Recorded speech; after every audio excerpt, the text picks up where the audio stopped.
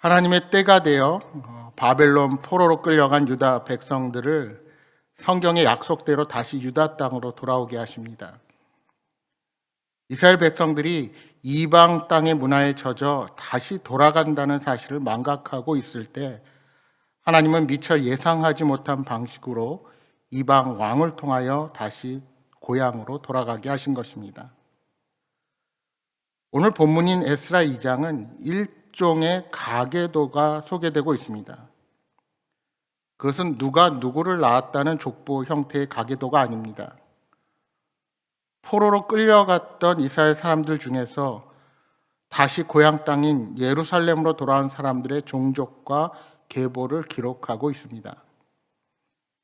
여러분, 성경을 보시면 새로운 역사가 시작될 때 이스라엘의 인구를 가문별로 헤아려 기록하는 경우들이 있습니다. 이는 특정한 몇 사람만이 아니라 이스라엘 공동체가 함께 회복의 역사에 참여했다는 사실을 보여주려는 것입니다.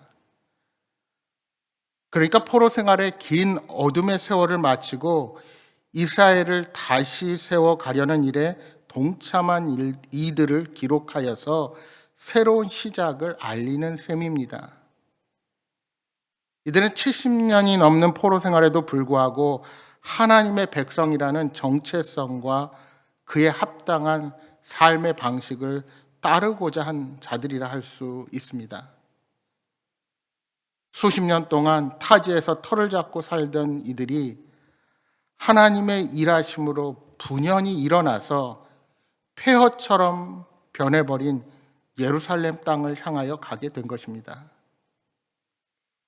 여러분, 젊은이들의 입장에서 한번 생각해 보십시오. 비록 그렇게 그리던 예루살렘과 유다 성읍으로 돌아가는 것이라 해도 그것은 부모님 내지 선조들의 소망입니다. 그러니 예루살렘으로 귀환한다는 결심은 인생의 새로운 도전이며 미지의 땅으로 향하는 엄청난 모험이라 할 수 있습니다. 이스라엘이 전쟁에서 참패하고 포로로 끌려온 이유는 하나님이 선택하신 제사장 나라로서의 사명을 망각한 채 그들이 우상 숭배에 빠져 있었기 때문입니다. 그런데 하나님은 이스라엘 백성을 포로 생활의 고난 속에서 연단하셔서 성전 재건의 사명을 회복시켜 주셨습니다. 다시 하나님의 백성의 사명을 인식하게 하시고 하나님과의 새롭고도 친밀한 관계를 회복하도록 그들을 불러주신 것입니다. 따라서 유다 땅으로 향하는 백성들은 힘들고 어려운 문제들이 산재해 있지만 한편으로는 놀라운 하나님의 역사에 동참하는 특권을 가진 자들이었다 할 수 있습니다. 오늘 본문을 보시면 에스라는 예루살렘으로 돌아간 자들을 가문별로 출신별로 나열하고 있습니다.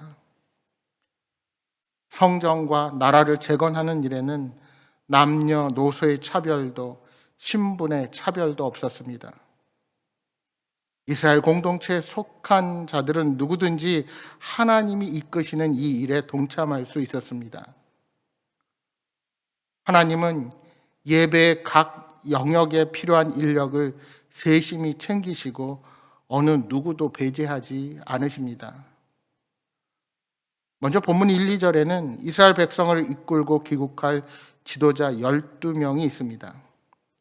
물론 본문에는 11명만 언급되고 있지만 함께 쓰여진 느헤미야서의 7장 7절 말씀에 의하면 나하만이라는 사람이 포함되어 있는 것을 발견합니다. 그러니까 시작할 때 이렇게 12명의 지도자들이 언급되는 것은 이들의 귀향을 통해서 마치 출애굽 당시에 12지파가 애굽을 떠났던 것처럼 이스라엘의 역사가 새롭게 시작된다는 것을 우리에게 보여줍니다.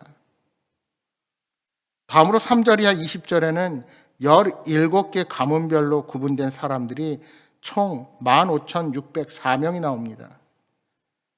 그리고 계속되는 35절 말씀까지는 포로기 이전에 그들의 조상들이 살던 지역에 따라 22개로 구분된 총 8,537명의 인원이 나옵니다.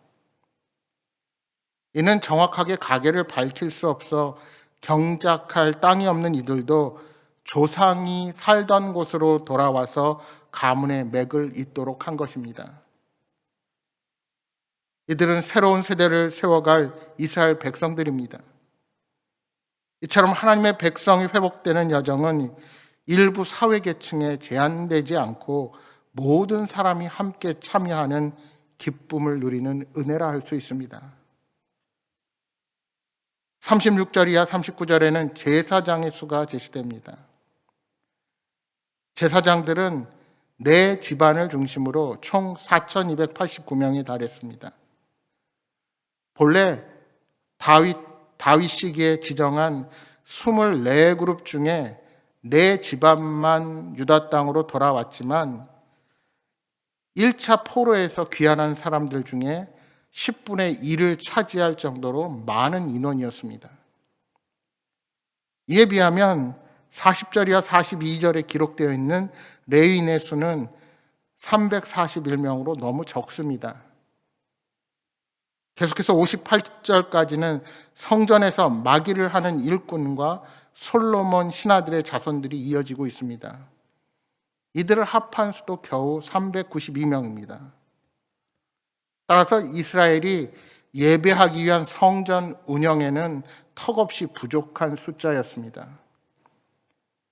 여러분, 사실 성전에서 제사가 드려지기 전까지는 제사장 외에 이 모든 과정에 필요한 것들을 준비하고 유지하기 위해서 보이지 않는 곳에서 움직이는 많은 사람들이 필요합니다.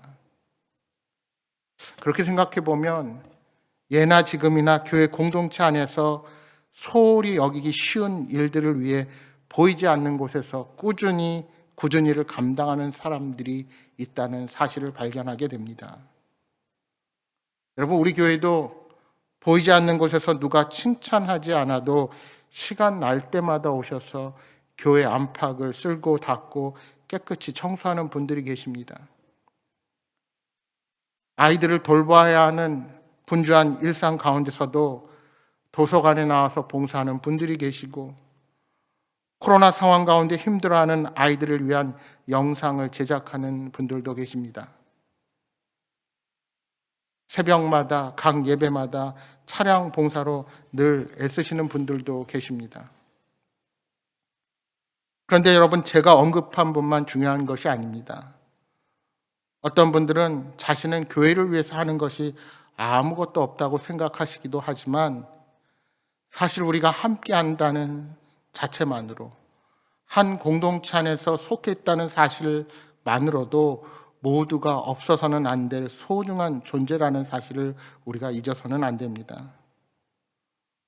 오늘 본문 59절 이하 63절을 보시면 명단 안에는 그 계보가 불분명한 자들도 있었습니다.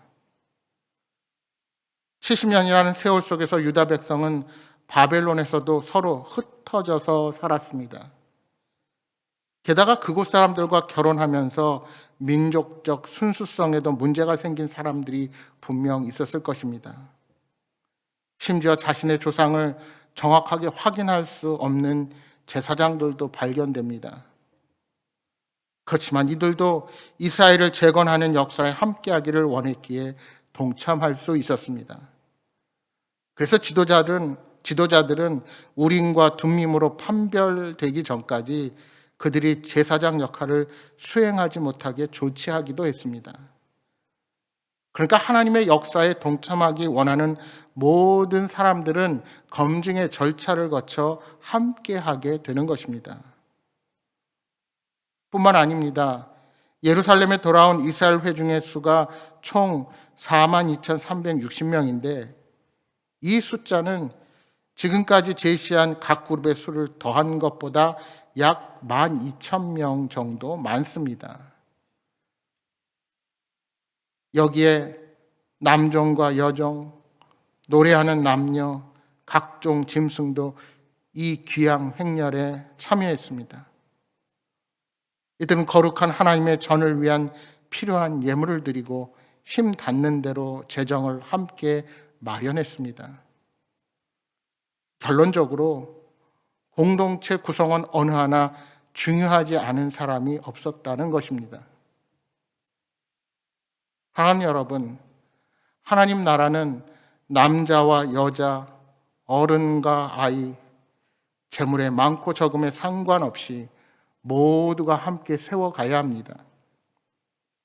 여기에 동참하는 데는 그 어떠한 핑계도 있을 수 없습니다. 각자의 자리에서 자신의 역할을 기꺼이 감당할 때 하나님은 구원과 회복의 역사를 성취해 가실 것입니다. 오늘 각자의 자리에서 맡은 역할을 감당하며 하나님을 기쁘시게 하는 저와 여러분 모두가 되시기를 주님의 이름으로 축복합니다.